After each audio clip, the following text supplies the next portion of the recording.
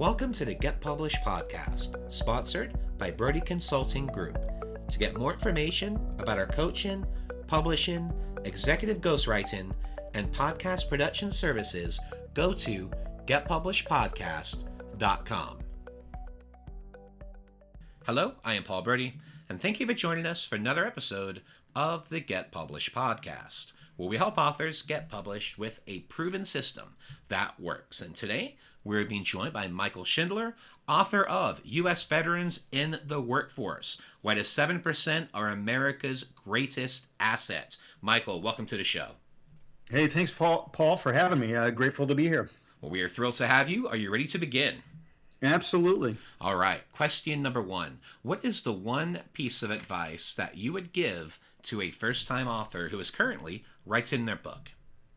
Well, the first piece of advice I would give is ask yourself who this is going to serve and why it is really important. I think oftentimes as first-time authors, we think we have a great idea and everybody's going to want to hear it. And that is not always the case. I think you and I both know that, most first-time published authors sell fewer than 600 books. And sometimes they just have, garage fulls of books after they get it published. And I think it's so important to really ask, what will this book do to serve humanity? Why is it important? And if they take that approach, oftentimes they can narrow their message and then other people will relate to it. And what do you feel is the hardest part about getting published? I think, Paul, for me, the hardest part about being published was getting to that point, like completing the work, if that makes sense.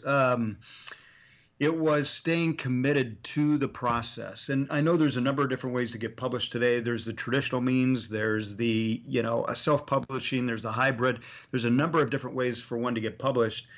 But it's staying committed to your work and really understanding that when people say no, it doesn't mean no forever. It means if you truly have answered that question, how will this serve people and why is it important? If you believe in that message, it's staying committed until you do get it published. Well, let's talk about marketing. So please share a marketing strategy that you have used in your book launches that has worked well.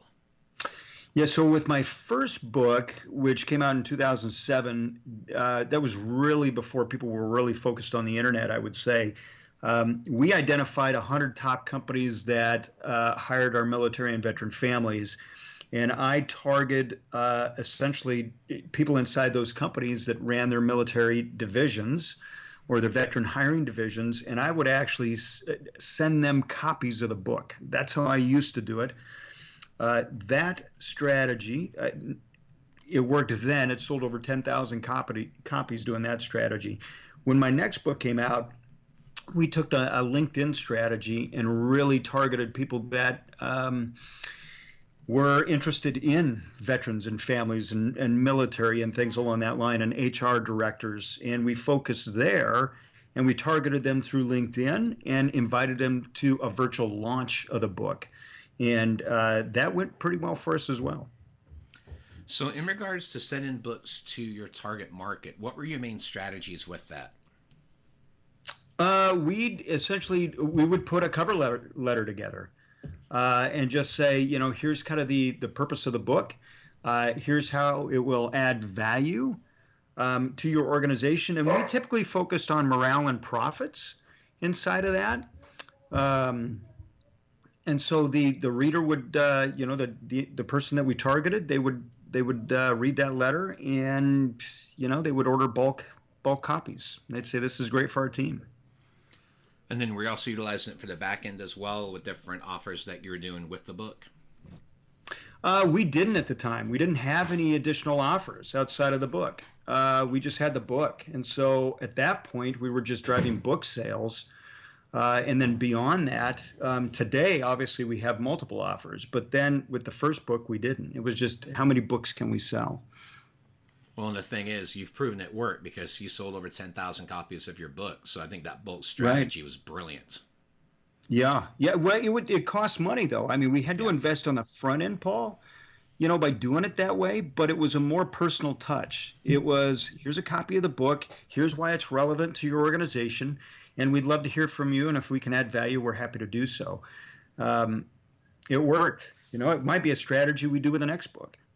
How many people do you recall you reached out to? There was over 150 on our list. And so we sent over 150 books, put them in the mail, drafted a letter to them, and, sent it via priority mail to them. And out of that 150, like I said, we sold 10,000 books. And you're also offering them bulk pricing, is that correct? Correct. Yeah, we offered bulk prices. So, one book was the standard price, and then, we just kind of graduated it and gave them, a discount. And then, strange enough, the Army and the Air Force got copies of it, and then they bought, a couple thousand copies of the book as well. Excellent. And I also like the fact that you mentioned your letter, too. So I'm assuming this letter was personalized to every single person that you targeted. It was, yeah. The body of the letter was for the most part the same, Paul, but I would do research on the person that I was sending the letter to, mm-hmm. and so I would personalize it. And obviously, like I said, the bulk of the letter, most of the body copy was pretty close, but we would personalize it to every person. And then I would actually put a little note on every letter that went out and would just say something like, "I'd love to hear from you." Now, silly question, because I know I'm stating the obvious, but each of these books was also autographed as well, most likely with an inscription too. Am I correct? It was. Yep, 100%. Yep.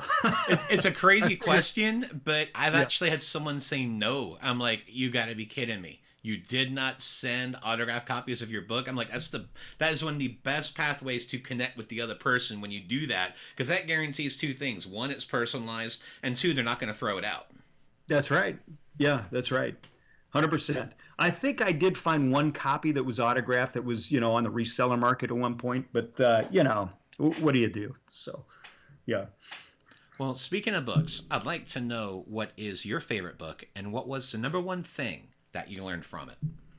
Oh, gosh. I would tell you my favorite book, and sometimes people think this is strange, but I'll tell you why this is my number one book. It was a book that was written by Dr. Miles Monroe called The Principles and Power of Vision.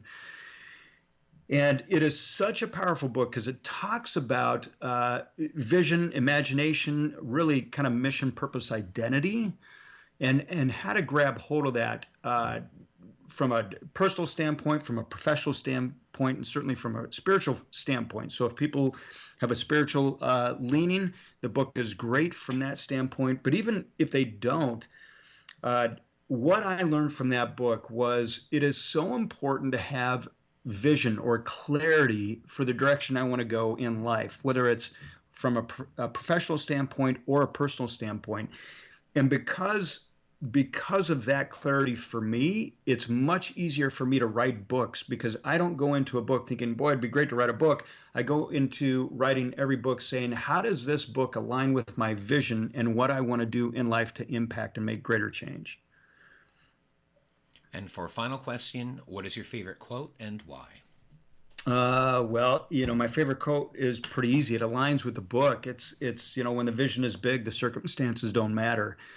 And the reason that's so important is because life throws amazing challenges at us. And when it does, we have to really understand, we really have to, I think, dig deep, Paul, and say, is what I'm doing right now bigger than what I'm experiencing right now? And if so, then let's press on and move forward. And if not, maybe I need to do some self-reflection and understand what truly is important if this hiccup in life is throwing me off course.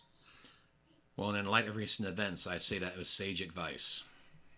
Well, thank you. Well, believe me, we use it today for sure. 100%. Well, Michael, I want to thank you for being a guest on the show. What is the best way for people to find you online? Best way is either LinkedIn. They can find me, Mike Schindler on LinkedIn. They can certainly go to our website, operationmilitaryfamily.com. They can find us there. They can find me on Facebook as Mike Schindler. So either way, Michael, those are the best ways. Michael, thank you once again for being on the show, and I wish you all the best in your author journey ahead. Hey, thanks, Paul. It was a pleasure being here. Thanks again for joining us today.